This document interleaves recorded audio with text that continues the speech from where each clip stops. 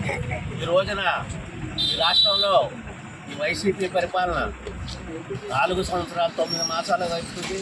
ఇంకా 3-4 మాసాల్లో రాష్ట్రంలో ఎన్నికలు ఎదుర్కొనేటువంటి పరిస్థితి ఉంది. ఈ రోజున ఈ ఎన్నికల సందర్భంగా మరి జగన్మోహన్ రెడ్డి గారు ఈ రోజు వరకు లేనటువంటి అభివృద్ధి గురించి, ఈ రోజు వరకు లేనటువంటి ఈ రాష్ట్ర ప్రయోజనాల గురించి ఈరోజు కొత్తగా ఇప్పుడే ఆలోచన మొదలెట్టి ప్రతి ఒక్కరికి కూడా ఎన్నికల తాయిలాలు పంచిపెట్టే విధంగా మరి కార్యక్రమం చేస్తూ ఉన్నారు. మరి జగన్మోహన్ రెడ్డి గారు ఈ 4 సంవత్సరాలు 8 నెలల్లో తాడేపల్లి ప్యాలెస్లో పడుకుని నిద్రపోయి ఇప్పుడు లెగిసి వచ్చి మీకు ఆరోగ్యశ్రీ 25 లక్షలు చేస్తాం, ఈ రాష్ట్రంలో ఉన్నటువంటి సోదరీమణులు ఎవరైతే వయోవృద్ధులు ఉన్నారో వాళ్ళందరికీ కూడా పెన్షన్ 3000 చేస్తామని చెప్పేసి ఎన్నికల తాయిలాగా ఈ రోజున ప్రకటిస్తూ ఉన్నటువంటి పరిస్థితి మీ అందరికీ కూడా తెలుసు. ఈ రాష్ట్రాన్ని అభివృద్ధి పదంలో తీసుకెళ్ళకుండా అధోగతికి ముంచిన ఈ జగన్మోహన్ రెడ్డి మరి రేపు రానున్న రోజుల్లో మరొకసారి అవకాశం ఇస్తే ఈ రాష్ట్ర ప్రజలు ఆలోచన చేయాలి. మనం పక్క రాష్ట్రాలకు వలసపోవలసినటువంటి పరిస్థితి, వాళ్ళు వలస వెళ్ళారు వీళ్ళు వలస వెళ్ళారు అని చెప్పుకోవడమే కానీ స్వయంగా ఈ రోజున రేపొద్దున మళ్ళీ మరొకసారి జగన్మోహన్ రెడ్డి వస్తే మన పరిస్థితి కూడా అదే. కాబట్టి దయచేసి ఈ రాష్ట్ర ప్రజలందరూ కూడా ఆలోచన చేయాలని చెప్పేసి మీ అందరినీ కూడా కోరుకుంటా ఉన్నాను. ఈ రాష్ట్రంలో ఎక్కడా కూడా రోడ్లు లేనటువంటి స్థితి, 10 లక్షల కోట్ల రూపాయలు అప్పులు చేసినటువంటి ఈ జగన్మోహన్ రెడ్డి ఎక్కడ చేశాడు అభివృద్ధి అనేది మరి మనమందరం కూడా ప్రశ్నిస్తాము.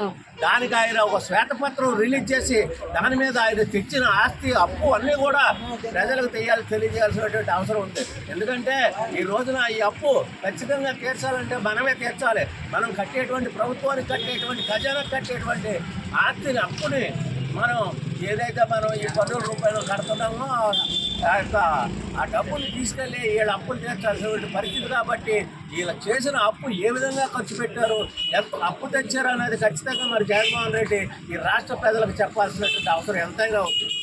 దారుణమైన పరిపాలన చేసిన ఈ జగన్మోహన్ రెడ్డి ఓడించి ఇంటికి పంపించి మంచి అనుభవతుడైన చంద్రబాబు నాయుడు గారు, మంచి నిజాయితీ లేని మచ్చలేని మనిషి అయినటువంటి పవన్ కళ్యాణ్ గారి యొక్క పొత్తు 2 పార్టీలకి కూడా మీరు అవకాశం ఇచ్చి రేపు రానున్న రోజుల్లో ఇక్కడ తెలుగుదేశం జనసేన పార్టీల యొక్క పొత్తును గెలిపించి రాష్ట్ర అభివృద్ధిని మీరు కోరుకోవాలని చెప్పేసి ఈ రాష్ట్రం కొత్తగా సుభిక్షంగా ఉండాలి, రాష్ట్రం అభివృద్ధి పదంలోకి వెళ్ళాలి, ఈ రాష్ట్రంలో ఉన్నటువంటి రహదారులన్నీ కూడా బాగుండాలి. ఈ రాష్ట్రంలో ఎవరైతే గృహాలు లేనటువంటి వాళ్ళు ఉన్నారో వాళ్ళందరికీ కూడా ఇల్లు ఇచ్చేటువంటి మంచి కార్యక్రమం చేయాలి.